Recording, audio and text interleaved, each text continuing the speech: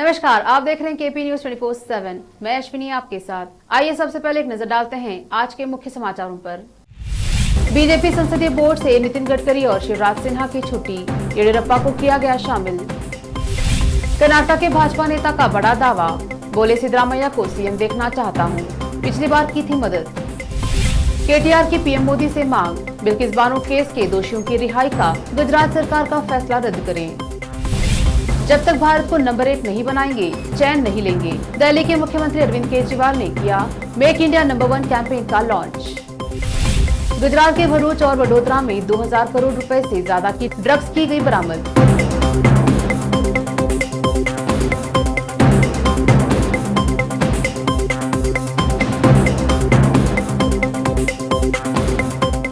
अब समाचार विस्तार से। बीजेपी संसदीय बोर्ड का नए सिरे से गठन किया गया है। यह पार्टी की सर्वोच्च निर्णायक संस्था है। बीजेपी सदस्यीय बोर्ड में किए गए बड़े बदलाव के तहत पूर्व अध्यक्ष नितिन गडकरी और शिवराज सिन्हा चौहान को हटा दिया गया है, जबकि कर्नाटक के पूर्व सीएम बीएस येडियुरप्पा इसमें शामिल किए गए हैं। बीजेपी संसदीय बोर्ड के सदस्यों में पीएम नरेंद्र मोदी के अलावा उनके कैबिनेट के वरिष्ठ मंत्री राजनाथ सिन्हा और अमित शाह भी शामिल है। नितिन गडकरी का इस महत्वपूर्ण समिति से बाहर होना आश्चर्यजनक है। गडकरी नरेंद्र मोदी कैबिनेट के वरिष्ठ मंत्री हैं। वे बीजेपी अध्यक्ष की जिम्मेदारी भी संभाल चुके हैं। आमतौर पर पार्टी अपने पूर्व अध्यक्ष को निर्णय लेने की प्रक्रिया में शामिल करती है।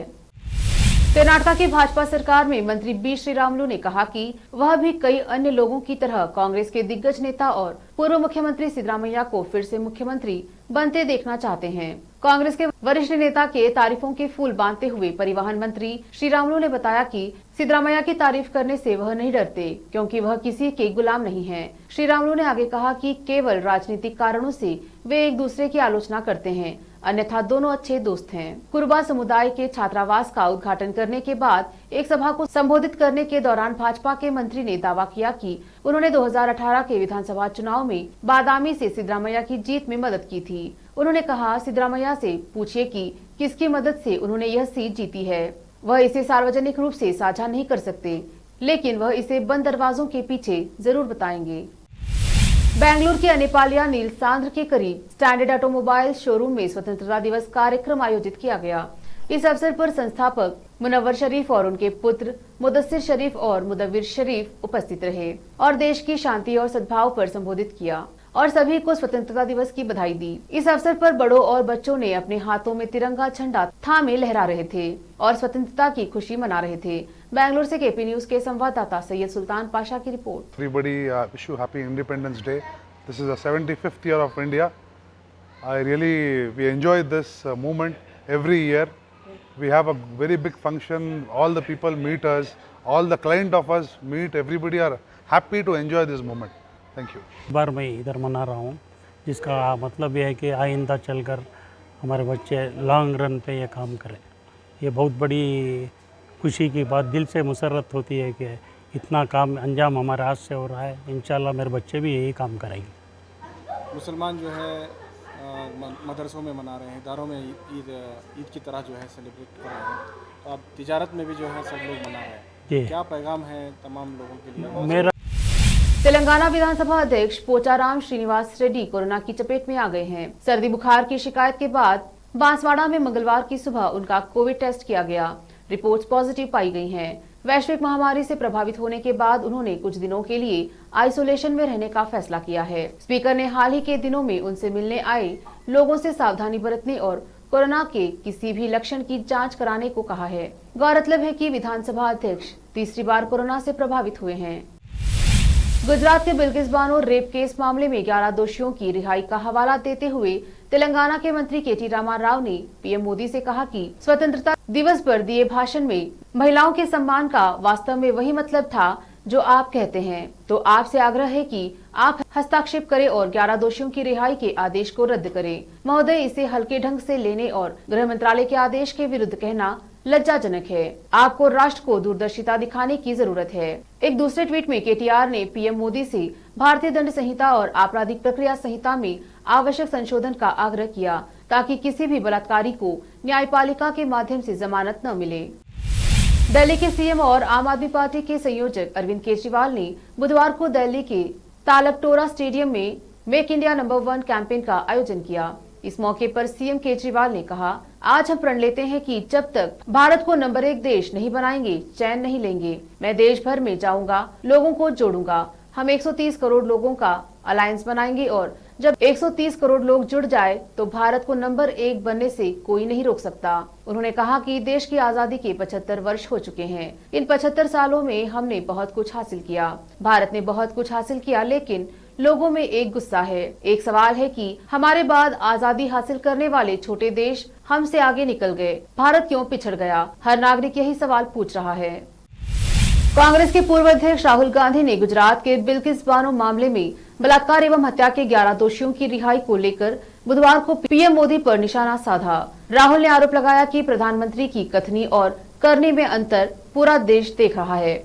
कांग्रेस नेता ने इस मामले को लेकर पीएम मोदी पर उस वक्त निशाना लिया जब गत सोमवार को स्वतंत्रता दिवस के मौके पर उन्होंने लाल किले की प्राचीर से राष्ट्र के नाम अपने संबोधन में कहा था कि भारत की तरक्की के लिए महिलाओं का सम्मान एक महत्वपूर्ण स्तंभ है। उन्होंने नारी शक्ति का समर्थन करने की आवश्यकता पर जोर दिया था। लेते हैं एक छोटा सा ब्रेक, जल्द लौटेंगे ब्रेक के बाद। हिंदुस्तान के हर कोने में हम हैं मौजूद। 24 घंटे हालात पर गहरी नजर, खबरों से जुड़े चुपते सवालात और आपको दिखाता है धार्मिक, सामाजिक, राजनीतिक, लोकल और इंटरनेशनल न्यूज की सबसे बेहतर कवरेज, जो आपको रखती है हर पल बाखबर। देश और दुनिया भर की खबर के लिए देखते रहें KP news 24/7। Noor education trust Bidar की ओर से चलाए जाने वाला Noor MEd and BEd college Bidar, recognized by NCTE Delhi and affiliated to Gulbarga University, Gulbarga. Admission are open for the academic year 2021-22. विशेषज्ञ और सक्षम शिक्षकों द्वारा शिक्षा प्राप्त करने के लिए नूर एमएड एंड बीएड कॉलेज में दाखिला लें और शांत वातावरण में शिक्षा प्राप्त करें। बीदर शहर में बेहतर शिक्षा का एकमात्र केंद्र Noor MEd and BEd college, Shahpur gate, Bidar. Phone numbers 9945283920, 8482221297। घर, दुकान और ऑफिस कितना भी सुंदर बनाया जाए और हर तरह से उन्हें सजाया जाए, अगर फर्नीचर ना हो तो सब अधूरा सा लगता है। और अच्छा फर्नीचर घर, दुकान और ऑफिस को 4 चांद लगाता है और देखने वालों में शान बढ़ाता है। और जब घर इतना सुंदर बनाया जाता है तो उसमें बेहतर और सुंदर फर्नीचर का भी उपयोग जरूरी है। अपने घर, दुकान, ऑफिस के लिए अच्छा और सुंदर और पायदार फर्नीचर और दूसरी चीजों का बीदर शहर में एकमात्र केंद्र है Nikita industries and Nikita furniture showroom, जहां पर एक ही छत के नीचे विभिन्न डिजाइन और विभिन्न रंगों और विभिन्न कंपनियों के पलंग, अलमारी, सोफा सेट, डाइनिंग टेबल, सिंगारदान, ऑफिस काउंटर्स, विभिन्न कलर्स और डिजाइन की कुर्सियां, बहुउपयोगी चौकियां और दूसरी चीजें उपलब्ध हैं। घर, ऑफिस और दुकान बनकर तैयार है और वहां के लिए फर्नीचर का सोच रहे हैं तो देर किस बात की, तुरंत चले आइए। Nikita industries and Nikita furniture showroom, shed number C1, industrial estate, Gandhiganj, Bidar. अधिक जानकारी के लिए शोरूम के मालिक जयराज खंडे से इन नंबर्स पर संपर्क करें। 9448128148, 08482227010। ब्रेक के बाद स्वागत है आपका। देखते हैं आगे के समाचार। शामली के कैराना में नगर पालिका चेयरमैन हाजी अनवर हसन के नेतृत्व में आजादी के अमृत महोत्सव पर एक मुशायरे का आयोजन किया गया, जिसमें अनेकों शायरों ने आकर अपनी शायरी प्रस्तुत की। वहीं मुशायरे के दौरान भारी संख्या में लोगों ने बढ़ चढ़कर भाग लिया। बता दें, जनपद शामली के कैराना नगर पालिका के निकट सराय के अंदर नगर पालिका चेयरमैन हाजी अनवर हसन के नेतृत्व में आजादी के अमृत महोत्सव के अवसर पर एक मुशायरे का आयोजन किया गया। मुशायरे में एक से बढ़कर एक शायर बुलाए गए। मुशायरे के दौरान शायरों ने शायरी में गजलें प्रस्तुत कर समा बांधा और शायरों ने देश के प्रति भी शायरी व गजल सुनाकर लोगों के मन को मोह लिया। नगर पालिका चेयरमैन हाजी अनवर हसन ने इस संबंध में बताया। शामली से केपी न्यूज के संवाददाता आजाद खान की रिपोर्ट। ये आज नगर में मुशहरा आज 75वें देश के आज़ाद का 75वां साल है। महोत्सव में उसी के बारे में हिंदू मुस्लिम एकता का प्रतीक जश्न मनाया जा रहा है।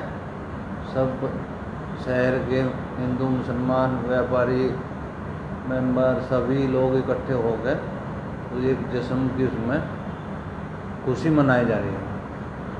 ये कार्यक्रम कब से शुरू हुआ और कब तक चलेगा? शामली के गांव खेड़ी खुशनाम में पिछले लगभग 2 सालों से जलभराव होने के कारण ग्रामीणों ने उप जिलाधिकारी को शिकायती पत्र देते हुए बताया कि उनके गांव खेड़ी खुशनाम में आने जाने वाले रास्ते पर पिछले 2 साल से पानी भरा हुआ है।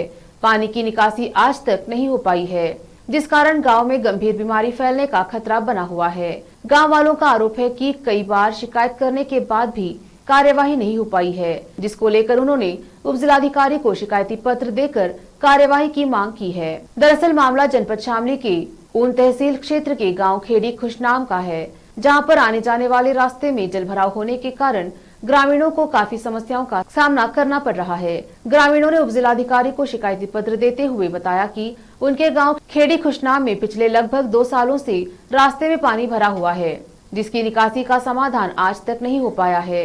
उन्होंने बताया कि पानी भरे होने के कारण गांव में अनेकों गंभीर बीमारी फैलने का खतरा बना हुआ है। ग्रामीण पानी में आने जाने को मजबूर है। पानी की निकासी न होने के कारण ग्रामीणों ने कई बार संबंधित अधिकारी व ग्राम प्रधान को भी शिकायती पत्र देकर अवगत करा चुके हैं, परंतु अब तक कोई भी कार्यवाही नहीं की गई, जिसको लेकर आज ग्रामीणों ने ऊन तहसील में पहुंचकर उप जिलाधिकारी को शिकायती पत्र देकर कार्यवाही की मांग की है। शामली उत्तर प्रदेश से केपी न्यूज के संवाददाता आजाद खान, जनपद की रिपोर्ट। ये समस्या हमारे लिए भारी है पूरे गांव के लिए। अच्छा, क्या इसमें आपने शिकायत की है? इसके लिए शिकायत हम पहले भी उच्च अधिकारियों से कर चुके हैं, लेकिन आज भी करीब 100 आदमियों के लगभग मैं एसडीएम साहब के पास पहुंचे हूँ।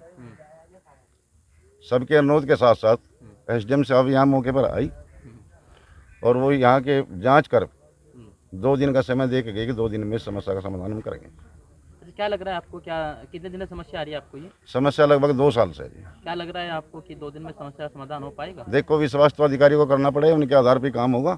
अगर आपकी समस्या का समाधान नहीं होगा 2 दिन बाद, 2 दिन के बजाय हम 3 दिन ही वेट कर लेंगे उन लोगों का। नहीं तो इसके लिए हम धरना प्रदर्शन और कुछ भी करने के लिए तैयार हैं। अब आप क्या चाहते हैं? हम तो यहाँ की कार्रवाई चाहें, बस ऐसे समस्या का समाधान हो और गांव का जो है यातायात यहाँ जो ठप हो रहा है ये खुल जाए, यहाँ से बच्चे ठीक ठाक निकले। समस्या का समाधान यही है, पूरे सार्वजनिक काम है, पूरे गांव का है। गुजरात के भरूच और वडोदरा में 2000 करोड़ रुपए से ज्यादा की ड्रग्स बरामद की गई है। गुजरात एटीएस और मुंबई पुलिस को 2 मामलों में बड़ी कामयाबी हासिल हुई है। गुजरात आतंकवाद रोधी दस्ते एटीएस ने मंगलवार को वडोदरा शहर के पास एक गोदाम से 200 किलोग्राम से अधिक प्रतिबंधित पदार्थ मेफेड्रोन जब्त किया है, जिसकी अंतर्राष्ट्रीय बाजार में कीमत करीब 1000 करोड़ रुपए है। मेफेड्रोन पार्टियों में इस्तेमाल होने वाला नशीला पदार्थ है। एटीएस के एक वरिष्ठ अधिकारी के मुताबिक शुरुआती जांच में सामने आया कि गोदाम मालिकों ने कोई वैध ड्रग बनाने की आड़ में भरूच जिले में अपने कारखानों में नशीले पदार्थ का उत्पादन किया। उन्होंने कहा कि कारखाने से जुड़े कुछ लोगों को पूछताछ के लिए हिरासत में लिया गया है। उर्वशी रौटेला फैशन इंडस्ट्री का बड़ा नाम है। एक्ट्रेस का नित नए लुक्स का फैंस को बेसब्री से इंतजार रहता है। हाल ही में एक्ट्रेस को मुंबई एयरपोर्ट पर स्पॉट किया गया। सामने आई तस्वीरों में आप देख सकते हैं कि Urvashi black and white dress में काफी स्टाइलिश लुक में स्पॉट हुई। उर्वशी का ये लुक देखने के बाद कुछ सोशल मीडिया यूजर्स उन्हें चेस बोर्ड से कंपेयर कर रहे हैं और कह रहे हैं कि उर्वशी पर तो चेस खेला जा सकता है। उर्वशी रौतेला की ड्रेस की बातें करें तो एक्ट्रेस इस दौरान ब्रालेट और ट्राउजर्स पहने दिखाई दी। एक्ट्रेस ने अपने इस लुक को ब्लैक हील्स के साथ पूरा किया। इसके साथ ही सुनहरे जुल्फे उनके इस लुक में जान फूंक रही हैं। उर्वशी के मेकअप की बात करें तो एक्ट्रेस ने गुलाबी मेकअप किया था, जिसमें उनके रिफ्रेशिंग लुक से नजरें हटने का नाम ही नहीं ले रही हैं। बता दें कि उर्वशी रौतेला सोशल मीडिया पर काफी एक्टिव रहती हैं और आए दिन अपनी एक से बढ़कर एक बोल्ड तस्वीरें फैंस के साथ शेयर करती रहती हैं। आलिया भट्ट की फिल्म डार्लिंग्स की वजह से चर्चा में आई दिग्गज अदाकारा शेफाली शाह को कोविड पॉजिटिव संक्रमित पाई गई हैं। इस बात की जानकारी खुद उन्होंने अपने सोशल पोस्ट से दिया है। इसके साथ उन्होंने यह भी जानकारी दी कि कोविड टेस्ट पॉजिटिव आने के बाद उन्होंने खुद को क्वारंटीन कर लिया है। शेफाली शाह ने इंस्टाग्राम पर पोस्ट लिखकर बताया कि कोरोना वायरस ने उनको संक्रमित कर दिया है। आखिर में फिर एक बार देखते हैं मुख्य समाचार। बीजेपी संसदीय बोर्ड से नितिन गडकरी और शिवराज सिन्हा की छुट्टी, येडियुरप्पा को किया गया शामिल। कर्नाटक के भाजपा नेता का बड़ा दावा, बोले सिद्धरामैया को सीएम देखना चाहता हूं, पिछली बार की थी मदद। केटीआर की पीएम मोदी से मांग, बिल्किस बानो केस के दोषियों की रिहाई का गुजरात सरकार का फैसला रद्द करें। जब तक भारत को नंबर 1 नहीं बनाएंगे, चैन नहीं लेंगे। दिल्ली के मुख्यमंत्री अरविंद केजरीवाल ने किया मेक इंडिया नंबर 1 कैंपेन का लॉन्च। गुजरात के भरूच और वडोदरा में 2000 करोड़ रुपए से ज्यादा की ड्रग्स की गई बरामद।